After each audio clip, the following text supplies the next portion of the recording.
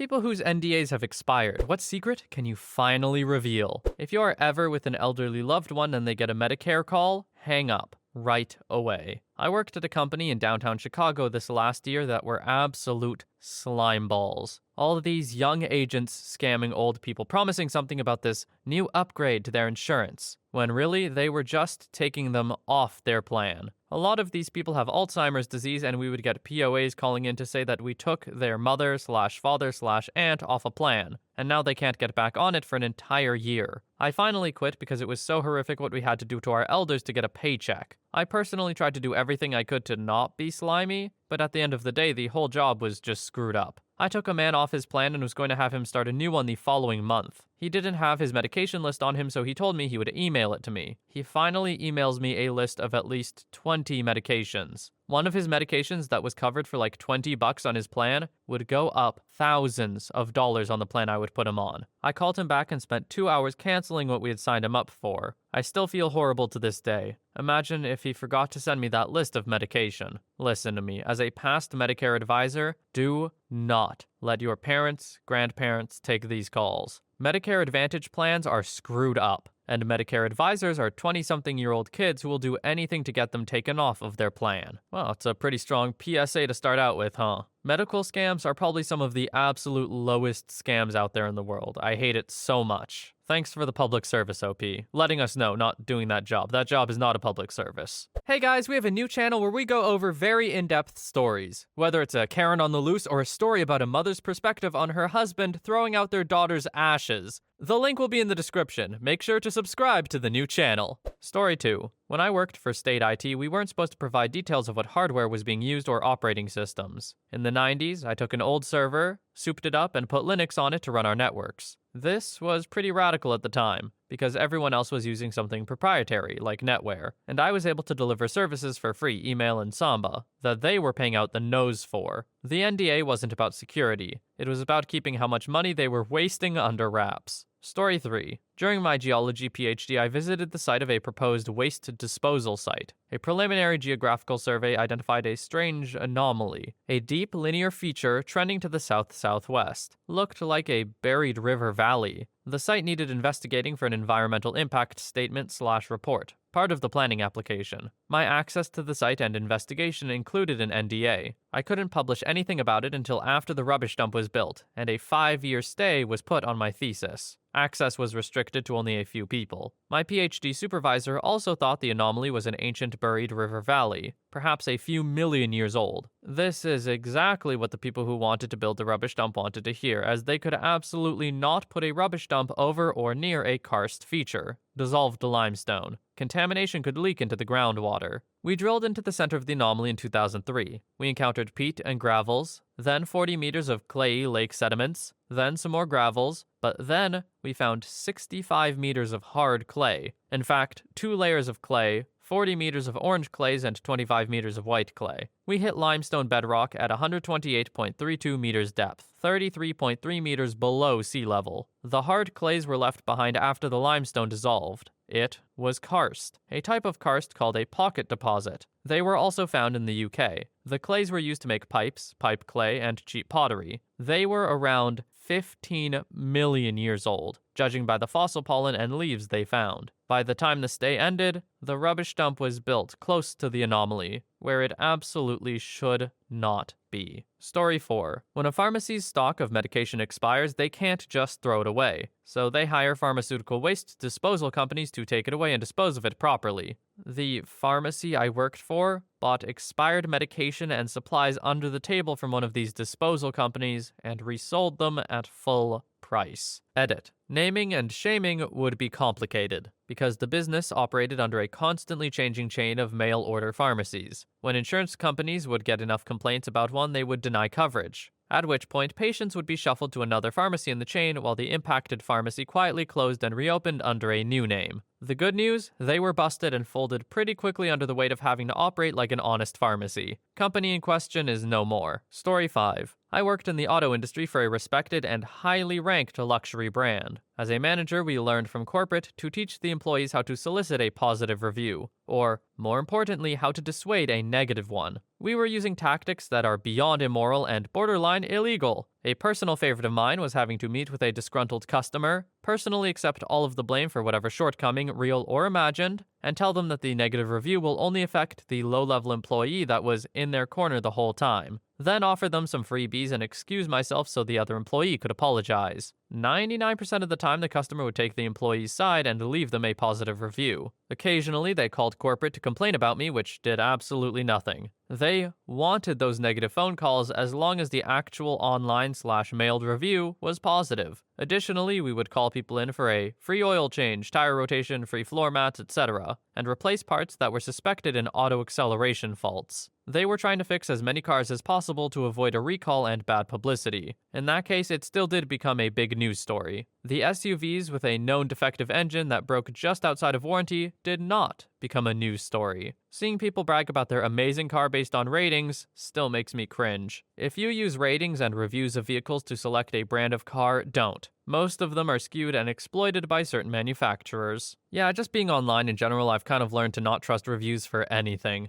It's like that meme that you see, right? It's like, 4.9 stars out of 5 with a billion reviews, suspicious. But then, 4.2 stars? That's some good stuff. You know that one's going to be quality. Story 6. Chase Bank Mortgage Division uses outdated technology it bought for hundreds of millions of dollars from Quicken/Rocket Mortgage. It's a DOS-based system that Quicken created around 20 years ago. They also purposely handicap their salespeople who work off commissions. To avoid paying out larger commissions if they're doing well, they will be pooled into receiving worse leads or put on special assignments that limit productivity. In worst-case scenarios, when a salesperson finds a way to break the system and make more money than Chase planned to pay out, they dig through the employees' chats or personal files to find reasons to terminate them. Chase also promotes internally to inflate their number of higher-level positions held by minorities. Sounds great on the surface, but they do so artificially. Typical positions are filled by recruiting/HR, but whenever they want to bump the numbers, they open a position that only inclusion candidates can apply for. Inclusion candidates are code for non-white or non-disabled. These positions are usually for low-level management that is planned to be cut in the near future. Oh, and they give a blatant preferential treatment to employees with children to avoid lawsuits. They lost a big one a few years back over fathers getting equal maternity leave time. Story 7. A new company took over a contract I worked on and sent everyone an email on Monday morning saying we had until Friday to accept a 20% pay cut or Friday would be our last day. I was a team lead. I'd been part of the committee that hired every person on my team. They asked if I was staying. I told them that I was, but it was a big pay cut and I understood if they left and would be happy to write them a letter of recommendation. They all stayed. I was under an NDA that precluded me from telling them that there were about 5 out of the 50 of us that kept our previous pay rates. They obviously assumed that I was taking a pay cut with them by staying. I'm pretty sure that NDA wouldn't hold up in court, but I didn't know that at the time. It felt sleazy as hell to treat my guys that way. Story 8. Electronic Arts is a horrible company that treats contracted workers like slaves and forces them into a cutthroat environment where yellow badges, contractors are promised blue badges, full employees based on quality of work. But blue badges run teams of yellow badges and take credit for the whole team's work. Worked as a QA tester on Sims 4, and I can't tell you the amount of times I was told to not submit a report, only to see the same issue I had found submitted with my team lead as the source. I made $8.50 an hour and worked Monday to Saturday. Meanwhile, team leads worked Monday to Friday, made double, and were offered health benefits, retirement, and PTO. BS system, and I'm glad I got fired over a BS harassment claim. Girl who sat next to me filed the claim and said that I creeped her out, despite the fact that I had never said more than good morning and see you tomorrow to her. Like I said, cutthroat environment. Last I heard, she was made a team lead shortly after I left. I feel like this is a good example that competitive environments and workplaces aren't always good. Sometimes they can kick people off their butts and make them do some really good work. Other times, they make people use underhanded tactics that ruin the entire work environment. It's a careful balance, I think. Story 9. I boxed up the first batch of Nokia Lumia smartphones. They were delivered in a blacked-out van with a convoy. All the work our company did was supervised by armed guards. I was part of the crew that sent out letters to BP stockholders when the oil spill in the Gulf of Mexico happened. The pages were printed with a very interesting method that imprinted the text onto the page, but left the rest of the toner semi-bonded. So the page came out completely black off the printer, straight into an envelope with a special label that was printed out similarly. They were collected by a different blacked out van. I saw all of the specs and diagrams in 2010 for the 2014 release of the Land Rover Discover and Range Rover Sport, including detailed engine breakdowns. I still have the book somewhere, as well as like 5 or 6 4-gig USB brackets that were packaged with them. I can't remember the name of the gallery, but there was a fun set of prints, and only like 100 or so were sold.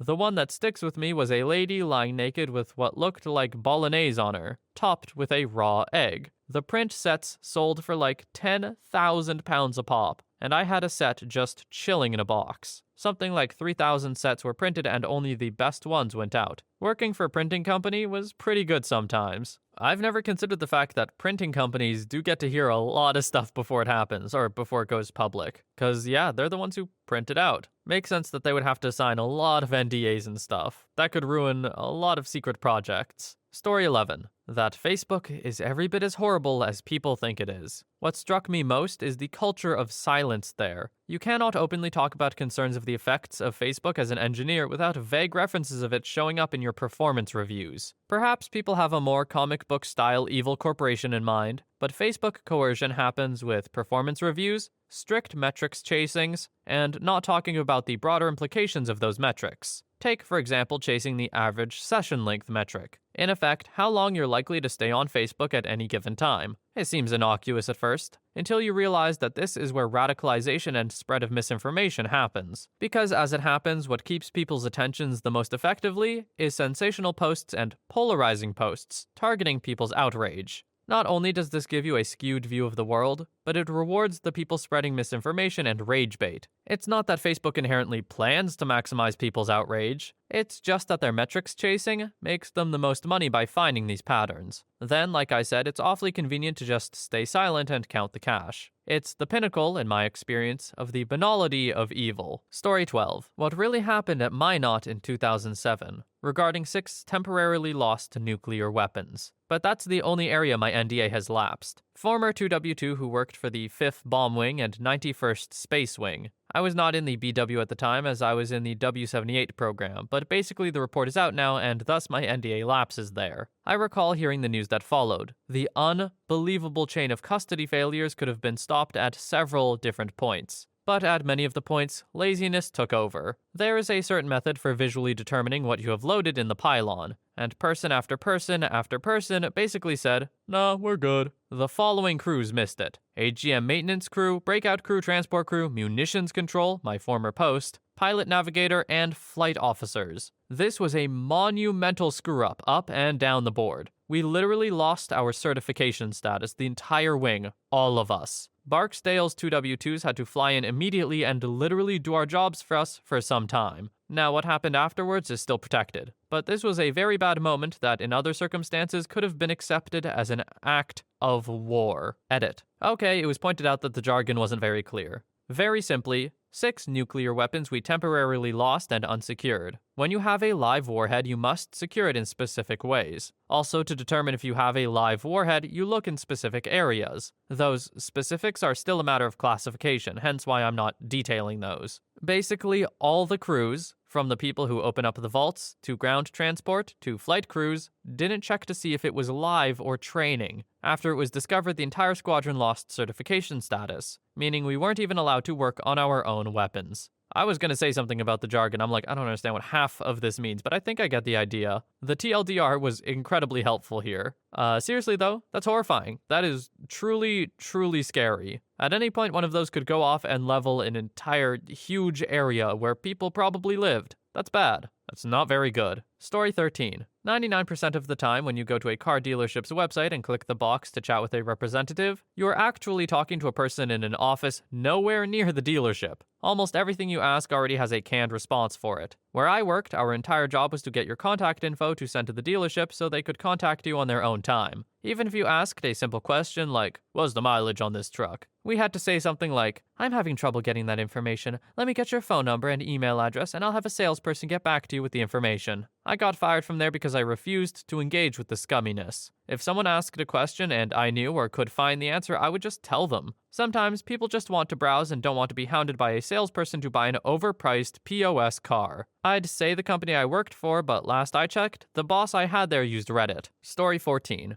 This is probably not going to surprise anyone, but I have worked and still do in advertising. I am still limited to how much I can reveal, and I will not be naming any names. Around early 2010s, we were developing technology focused on hyper-localization. We already had access to a plethora of devices because we had personally developed mobile apps for some very big and household name companies, and we also had our SDK in millions of devices via other apps. We tested out our tech in Vegas on the Strip. We wanted to see if we can easily communicate with the devices without raising any alarms for the users or the app developer, assuming we did not want to share the tech with them. We were able to do so with ease, as we tested by sending them push notifications. As you can tell, none of this involved permissions from anyone involved. Our goal was to localize customers to the portion of the aisle that they were in. So if they're in aisle 7 of Ralph's, we know that the middle of the aisle is selling cereal. So we will immediately send a notification on some cereal sale. We find this very creepy right now because the average customer has become wary of being monitored. But of course, to us or any advertiser, the user is just a number. Nobody is ever interested in finding out your deep, dark secrets. Before they could go much further with this tech, I left the company for a better opportunity. I don't know what they're doing now, but they're still in business and have expanded.